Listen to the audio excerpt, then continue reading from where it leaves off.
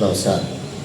आजको कक्षामा हामी कक्षा 10 को एकाइ 5 को नागरिक चेतना अन्तर्गतको पाठ 1 व्यवस्थापिकाका बारेमा हामी छलफल गर्दैछौँ। र व्यवस्थापिका भनेको के हो भन्ने कुरा सबैभन्दा पहिला हामीले यो पाठमा बुझ्नुपर्छ। हामीलाई थाहा छ शक्ति पृथकीकरण अथवा सेपरेसन अफ पावरको सिद्धान्त अन्तर्गत 3 वटा शक्ति केन्द्रहरू व्यवस्थापिका, कार्यपालिका र न्यायपालिका मध्ये कानुन निर्माण गर्ने एउटा अङ्ग व्यवस्थापिका र व्यवस्थापिकामा जनताद्वारा निर्वाचित प्रतिनिधिहरू कानुन निर्माणका लागि गएका हुन्छन्। यो प्रतिनिधिमूलक संस्था अथवा व्यवस्थापिका संस्था नेपालमा 2 सदनात्मक व्यवस्थापिका रहेको छ। एउटा प्रतिनिधि सभा र अर्को राष्ट्रिय सभा। अब यसमा हामीले ढिलो नगरिकन प्रतिनिधि सभाको गठन प्रक्रियाका बारेमा हामीले हेरौँ। प्रतिनिधि सभाको गठन कसरी हुन्छ त भन्दाखेरि यसमा हामीले सबैभन्दा पहिला के जान्नु पर्यो भन्दाखेरि नेपालमा जम्मा 165 वटा निर्वाचन क्षेत्रहरू छन्। 165 वटा निर्वाचन क्षेत्रहरू छन् र एउटा सिद्धान्त अनुसार चाहिँ 165 वटा निर्वाचन क्षेत्रमा अथवा प्रत्यक्ष निर्वाचन प्रणालीद्वारा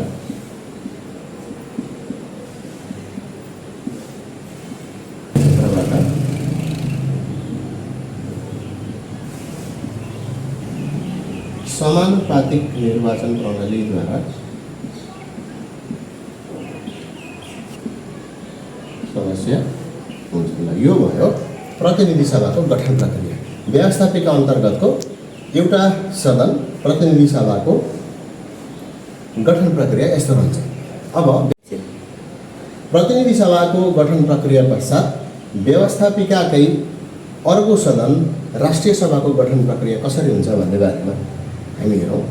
राष्ट्रिय सभाको गठन प्रक्रियालाई हेर्दाखेरि राष्ट्रिय सभाको गठन प्रक्रिया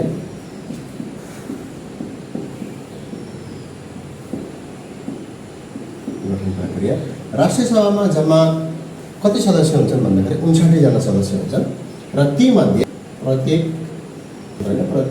प्रदेशबाट 8 जनाका दरले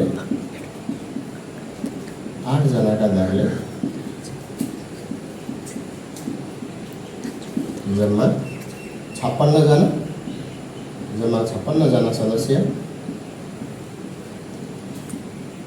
सदस्य निर्वाचित हुन्छन् र नेपाल सरकारको सिफारिसमा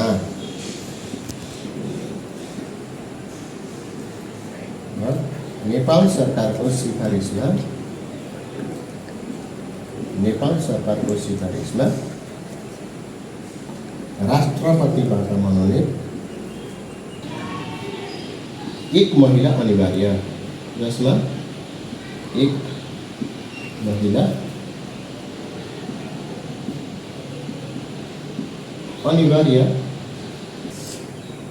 र यो भयो प्रतिनिधि सभाको गठन प्रक्रिया कसरी हुँदो रहेछ भन्दाखेरि चाहिँ प्रतिनिधि सभाको गठन प्रक्रियामा चाहिँ प्रत्यक्ष निर्वाचन प्रणालीद्वारा पहिलो हुने निर्वाचित हुने प्रणाली अन्तर्गत प्रत्येक निर्वाचन क्षेत्र, जसमा नेपालमा 165 वटा निर्वाचन क्षेत्र छन्, त्यहाँबाट एक जनाको दरले निर्वाचित भएर जाँदाखेरि जम्मा 165 जना र समानुपातिक निर्वाचन प्रणालीद्वारा 110 जना सदस्य हुन्छन् र जम्मा 275 जना सदस्य प्रतिनिधि सभामा हुन्छन् भने व्यवस्थापिकाकै अर्को सदन राष्ट्रिय सभा यसको गठन प्रक्रिया कसरी हुन्छ भन्दाखेरि प्रत्येक प्रदेशबाट 8 जनाका दरले जम्मा 56 जना सदस्य निर्वाचित हुन्छन् र नेपाल सरकारको सिफारिसमा राष्ट्रपतिले मनोनित गरेका जम्मा 3 जना सदस्य, जसमा एक महिला अनिवार्य हुनुपर्दछ भन्ने व्यवस्था पनि छ यसमा। र यो गरेर जम्मा 59 जना सदस्य राष्ट्रिय सभामा रहने व्यवस्था छ।